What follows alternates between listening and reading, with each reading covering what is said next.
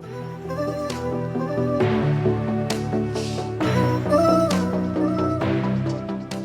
back to Melting Point, where we break down the stories behind the teams heating up in Ember League.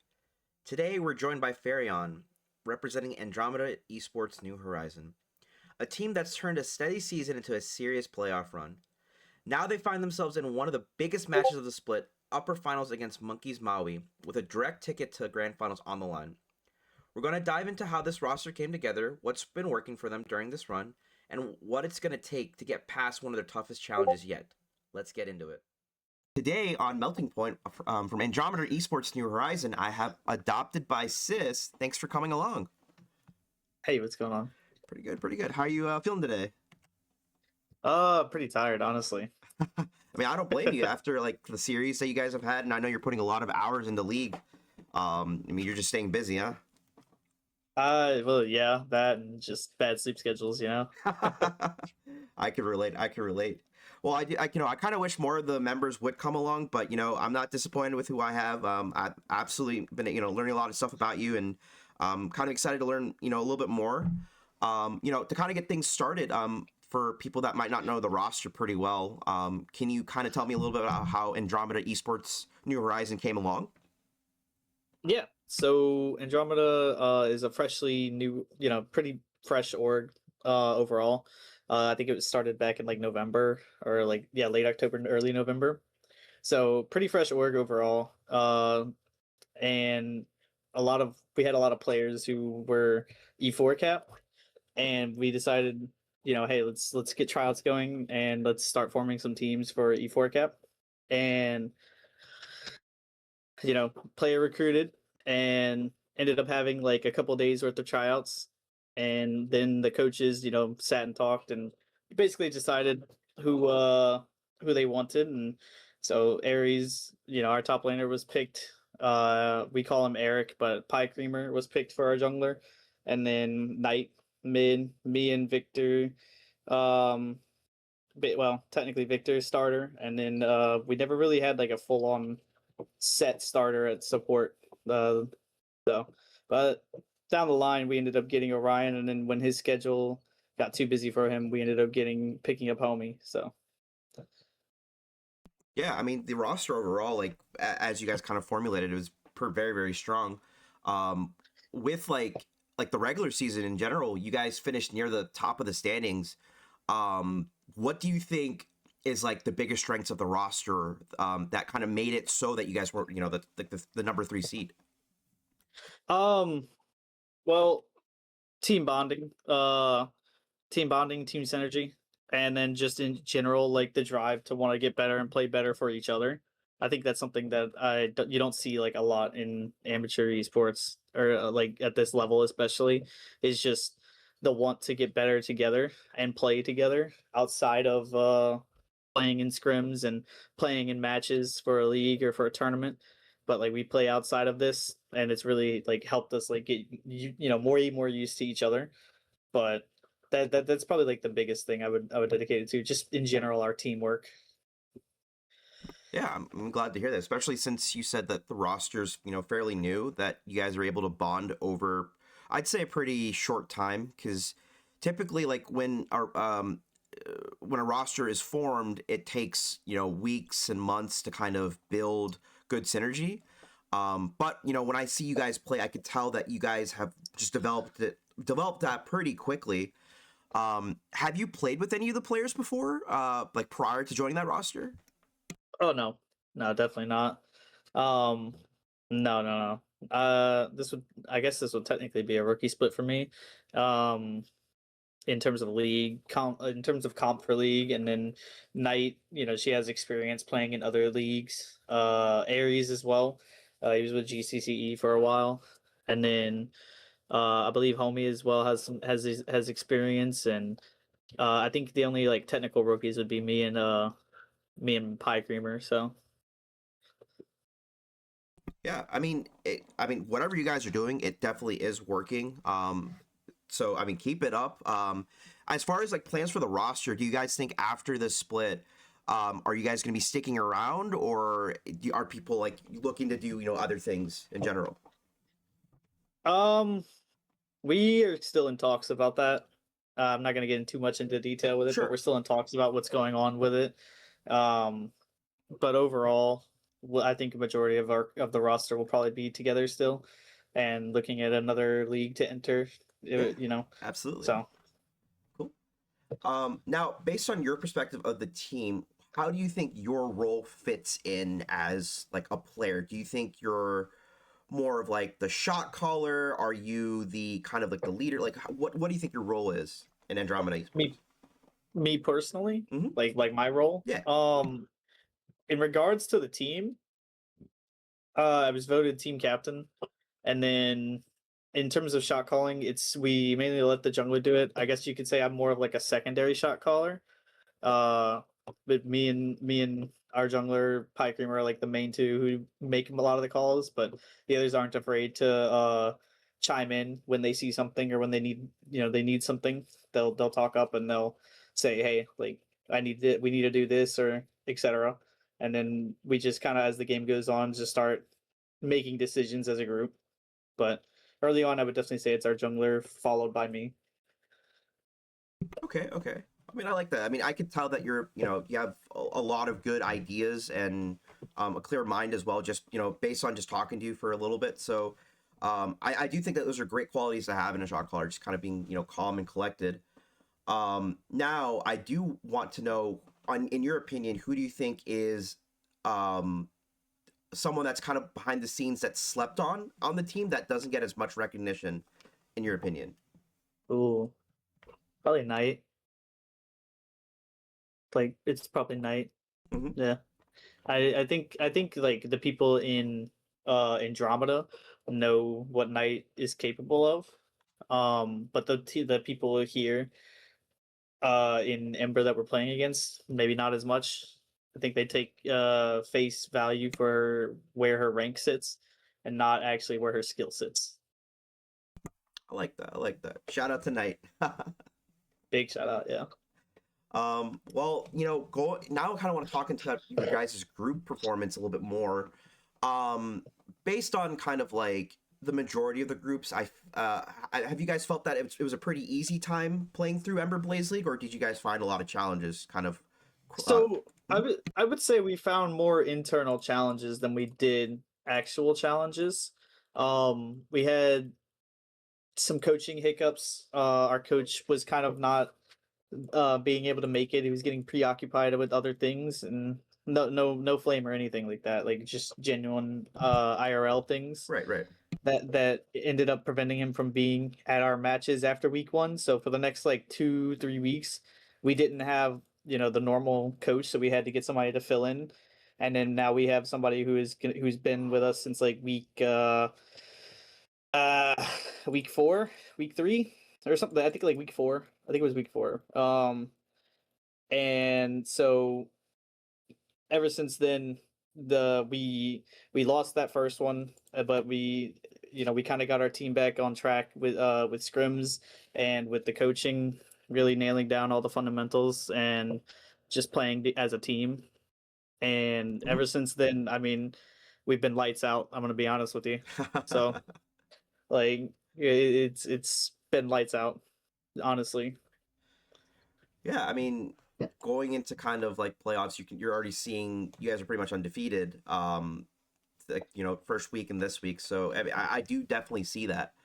In terms of like other teams, is there a team that if you have or haven't gone up against, so you guys can choose, but you guys feel that has been very difficult to go up against or will be difficult to go up against, if I should say that. Um, the main one was probably Maui. I think we walked away from the TFF and Chrono Shift series that we lost in the regular season, saying those games were ours to win, and we actually just threw them. Especially the TFF series, like we were up very heavily in the first series and just chain inted all the way to the Nexus dying, and and then we won the following game, and then we lost the last game off of a really bad draft, and that was during the time period we just didn't have our coach yet. Um, and then Chrono Shift, I think we were just more in our heads than anything there. We didn't really feel locked in. and whatnot. But when we were locked in, it was probably Maui. I would say they really caused a lot of problems, and we could see their strength as a team in general. Uh, so yeah, but we were able to pull that one out. Sure. So I'm guessing, based on what you told me, you're looking forward for a rematch against GCCE, and then obviously the Maui matchup, which is coming up this next week, actually. So yeah, I mean that sounds very exciting. You guys get a second. I mean, I think GCC currently is in the lower bracket, if I'm not mistaken, but they do have a chance of climbing through because they won their last match, sorry, they haven't played their match yet since they've lost. So they are in their next match is this coming week, which is going to be the lower quarters. And oh, you guys don't have a match until the 24th, so you guys got a bye week this coming week. Yep. Yep. Yeah, we got a bye week. Yep. So GCC is going to be in that lower bracket right there, and yeah, no, that's so that gives you guys some more time to prep and get some more scrimming in as well, which is good. So as far as like the playoffs are kind of going, I mean, everyone's aiming to hit the grand finals. If you guys do go in the grand finals, who would your ideal final match be? Albeit I know Monkeys Maui is next, but let's just say there's a chance that they get knocked out. Who would you want to see in the grand finals? That's tough. Mm-hmm. Um, I mean, I can't speak for After Hours. We haven't played them, so I can't speak for them. They would be interesting, I would say. Um, how do I put this? Probably Maui. I know we play them on our next series, but I think Maui would be a pretty good one. Maybe even After Hours. Uh, yeah, I don't see the other teams being as much fun as those two would at the moment. I know After Hours had like a sub jungle for a while, and now they have like their main jungle back. So I'm curious to see how they're gonna do from here on out. And then Maui, I mean, Frosty and Mittens are really good. So Speaking of Frosty and Mittens, are those like some of the players that you like going up against typically, or are there others that you also like enjoy kind of facing? Ooh. So I'll give a little shout out to Gloomblade, Okay. but Uh the support was extremely good.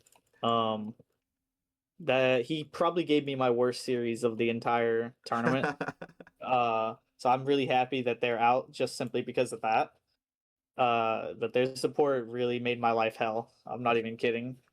Um, but I mean, yeah, Frosty and Mittens for sure. Um, sorry TFF, I don't think you're making it back. Oh boy. Um, and if it were, it'd be a 3-0. Oof. Um, other than that, no, I think that's about it.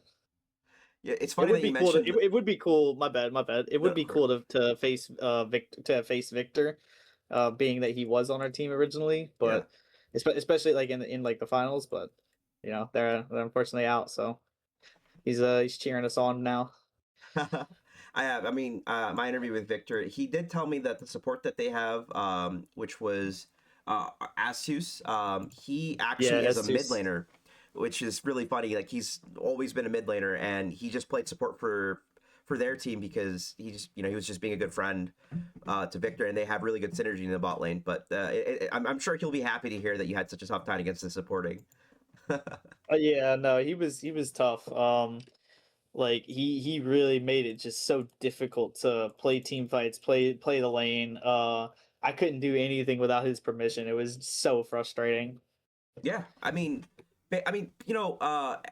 everyone's playstyle is kind of different too. So like, kind of adjusting to someone that's giving your playstyle a rough time, it's never a fun time. It's never a fun time. Speaking of which, what like currently like what champions that are you like, or what champions are you like feeling like really good on right now, like super comfortable? Mm, well, I can't give all my secrets Right, away. right, right, right. Um, I mean, everybody bans Aphelios every game. Absolutely. They ban Aphelios from me. They get scared of my 60% win rate on op.gg and just say, nah, we don't want to see it. What do you call it?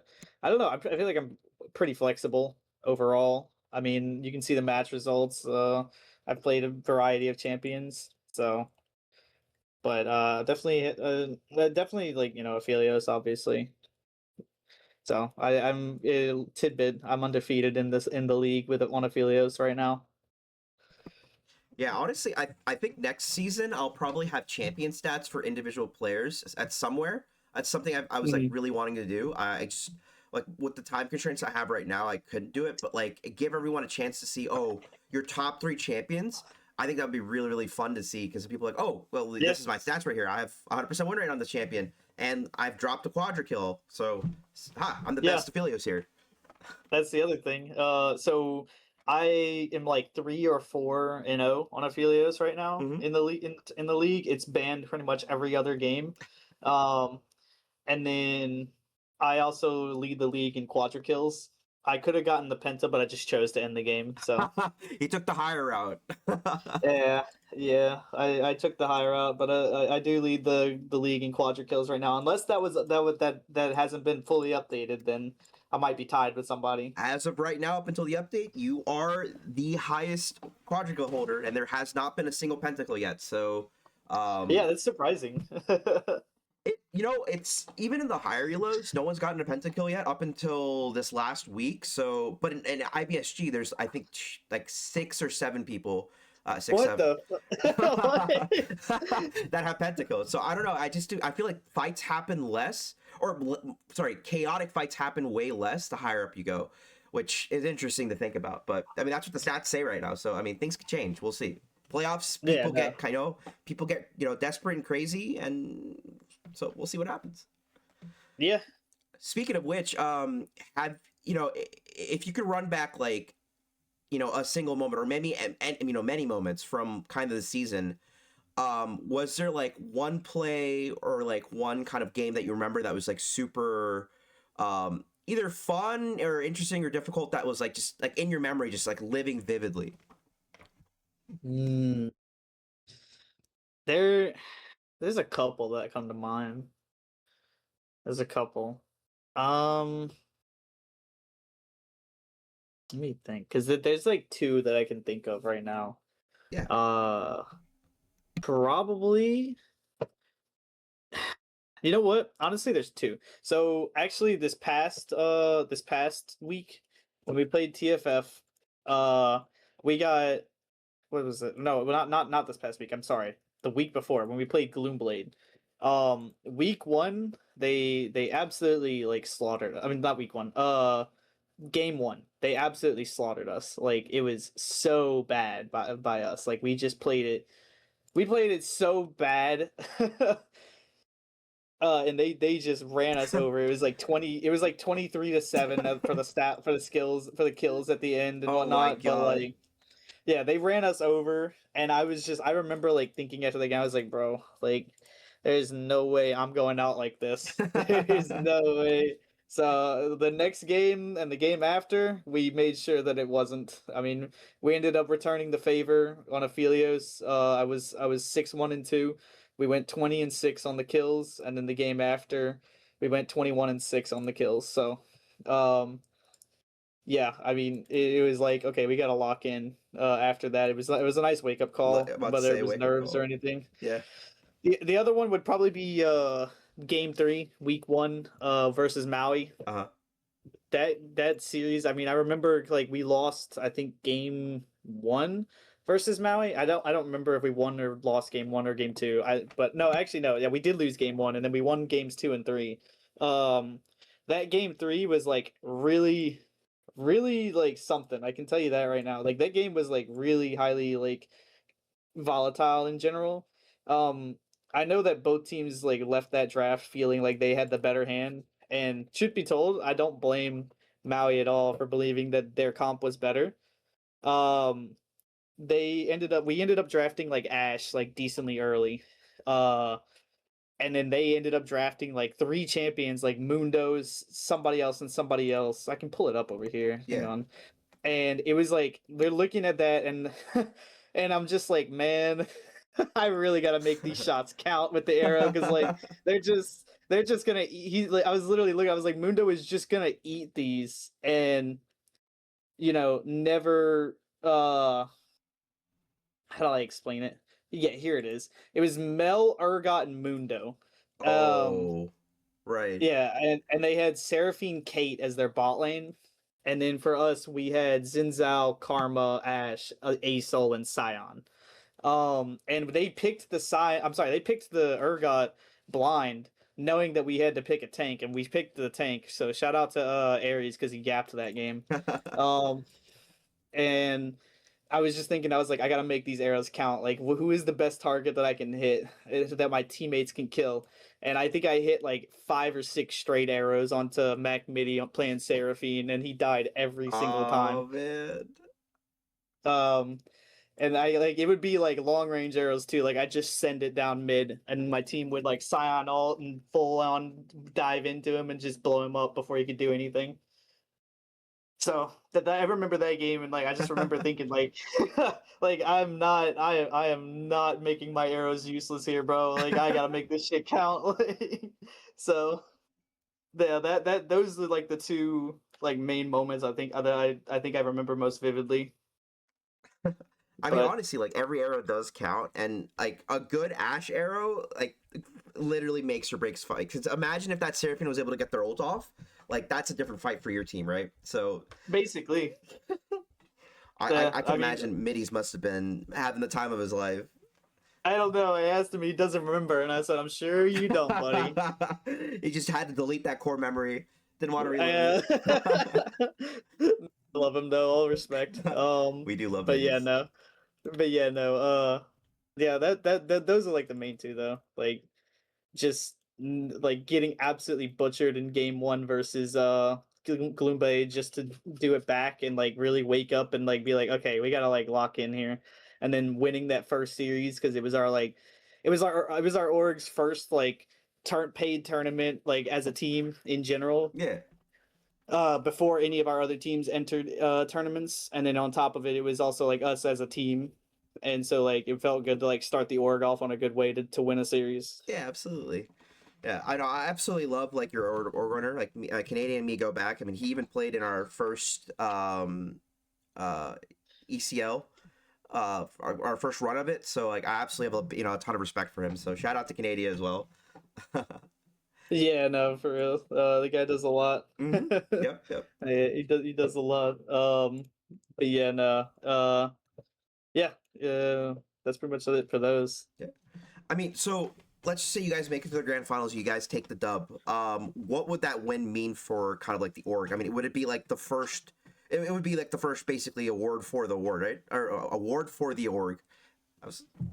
Yeah, it would be the first trophy for the org.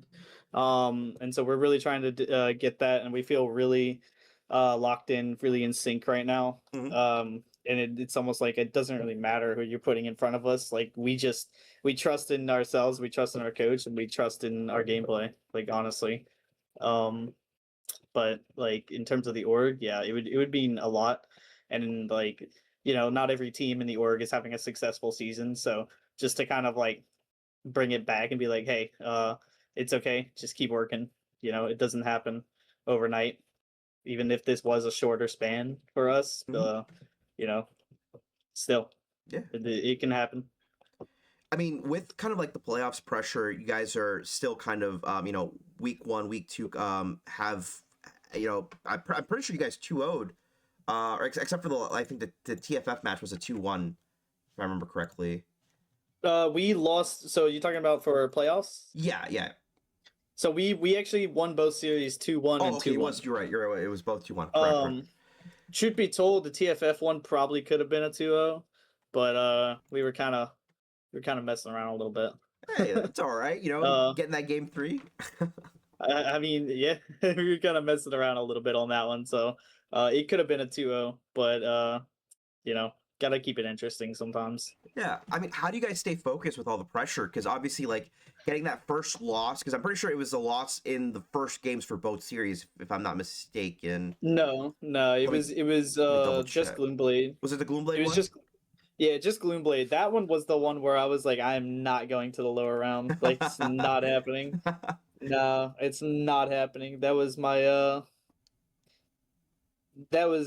like my initial instinct. So the But the thing is pressure, like yeah, uh-huh. in terms of like going down 0-1 in that one and like doing it like 3 or 4 weeks before, the team responded totally different. Like we would like before we would have like argued or whatnot or gotten, kind of upset. But like now, like it was just like, all right, whatever, move on, next game. Um, like just total different, mindset behind it. I gotcha. So for you guys enjoy pressure. Pressure kind of it motivates you guys to go even harder rather than, intimidate you guys. Um, I don't even think that we consider this pressure, to be honest with you. Okay. We're just out there having fun, man.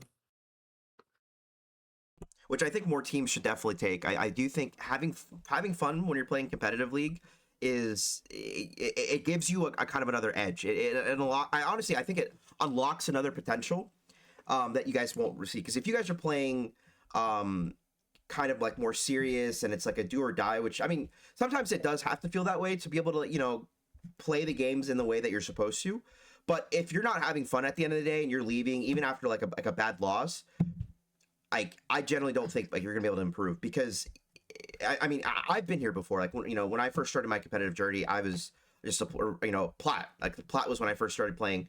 Mm. I took every win and every loss to heart, but at the same time, I knew I was having fun because like I trusted my teammates and I trusted my coach that I had at the time. And sure enough, I like promoted really fast. Like after I played my first competitive split, I was able to hit diamond for the first time, and then since then Mm. I've just been able to climb. So I think if people really want to improve, just have fun. So yeah. Yeah, no, that's literally what we're doing. Is we're literally just having fun with it. Like you ought to hear the comms when somebody gets a solo kill. It's everybody on the team just hyping that person up, like and keeping them going. Like it's really nice. It really is. The team synergy is out off the charts. Yeah. Well, I'm glad that you mentioned that because my next kind of second to last section is kind of like a rapid fire section where I just ask like a quick question. You could choose to respond respond a little bit longer. It's up to you. You don't have to explain anything. Hmm. To kind of get you started, do you prefer Pepsi or Coke? Neither. Okay, nothing wrong with that. Listen, Sprite. nothing wrong with that. But Sprite Sprite. is a good drink. I like Sprite too. Yeah, Sprite. What's your favorite champion right now? Favorite champion right now. I mean, you see the tag. I gotta go the ruined king, man. Absolutely. I had to if mention it's it. not if it's not the ruined king, it's gonna be the loner adopted by sis. So What about who ints the hardest on your team, who ints the hardest? in your opinion? Mm, Maybe maybe me. Like I'll just I don't know. I'll flash in Yunara alt W and fucking try to kill 3 people. That's what I did against TFF in game 1, and I was 11-0, and I just died and had a death on it instead of a perfect game. So probably me. Who's the funniest on the team? Oh man, who is the funniest? Maybe maybe I don't know. Knight and Ares are pretty funny, so it's either be one of them two. I feel like I think it'd be one of them two. Maybe I don't know. Like Pie Creamer can be pretty funny when he wants, so it's down there somewhere. It's It's always the toss people up. that like say the less or the least, and then they just drop like the one liner, and it's like the funniest thing. Yeah, honestly. And then if you could delete any champion from the game, who would it be? Oh, give me a second. Give me a second on that one. Hold on, because there's some annoying fucking champions. Oh, Mine will always be Kha'Zix, but that's just the Viego main I bias. mean that's the Viego stuff. Yeah, the thing is that my elo people don't play him a lot, and Hmm. like if they do, they're not that great. So it's kind of like freelo right now. Yeah. The annoying champions. Ooh, let me look. Like, hang on. There's a few. I'm not gonna lie. Zed is pretty fucking annoying in my opinion. What besides Zed? Let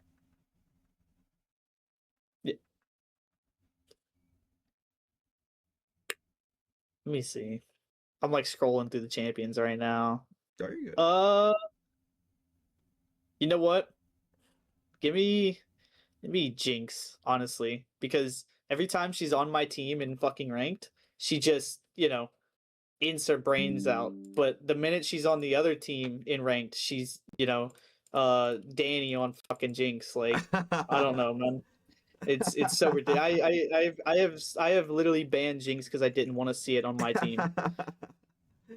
Honestly, respectable. If not that, just get rid of the fucking Mundo, man. Thank you, Alois. Thank you so much. Listen, he just does what he wants.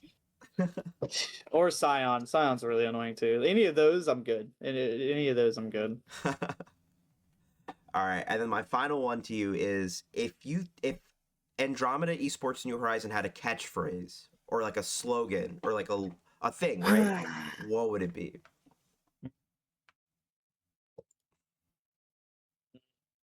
We don't. So I'm gonna just make one up real fast. Well, if there was one. It depends on who you're talking to, right? Like, you could go. I could go the answer that makes the most sense, which is like start slow, finish fast. Just you start off learning and growing together slowly, and then you just start running for the championship whenever it gets there for you to grab. Or I could go with something more like a little bit more aura farm. So like something like from Ash we reign eternal because we're so new, but we're gonna take over everybody. But I could do something more like that. But yeah, I mean overall, just probably just patience is key as well. Something like that. I like that. I like that a lot, actually. And honestly, the general conversation, I had a pleasant time speaking with you. But before we wrap up, I do want to ask if there's one message you want to send to the rest of the team still in playoffs, what would it be? Stop underestimating us just because you don't know us. And why is that? Well, no. According to what I've heard, most of the teams don't really know us, so they don't really know how to judge us. And that's okay. But don't judge what we're doing to these other teams. Don't underestimate us about it. I like that a lot. Well, Phaerion or Adopted by Sis, what do you prefer? Do you prefer I should have actually either Adopted or Phaerion, whichever one of those two. Well, Adopted. Sorry, go for it. No, you're good. No, I didn't want to interrupt you. Go ahead. Because I didn't have anything. No, you're good. Well, thank you again for joining me today and kind of giving me your take and like the insight into Andromeda Esports New Horizon. I wish the best of luck to you guys, the team, and even after playoffs conclude and the season concludes, the best to like kind of like a team in general, because I do see you guys having a lot of mountains to climb, and the growth in the team in general, because I think you guys are only just starting and there's a lot for you guys to level up on. So to everyone watching, make sure you guys stay tuned into this team. Even after the season's over, keep an eye on Andromeda. I mean, this is their debut, but I mean it's only going to get bigger. So until next time, guys, and Phaerion, thank you again. Have a great night. Appreciate it. Yeah, have a good one. All right, that's going to do it for this episode of Melting Point. Huge shout out to Phaerion for taking the time to share the story behind Andromeda Esports New Horizon. With upper finals against Monkeys Maui coming up, all eyes are on them to see what this team can do next, one step away from grand finals. Make sure to follow Ember Esports for more interviews, match coverage, and everything happening across the league, and don't forget to like and subscribe. We'll catch you on the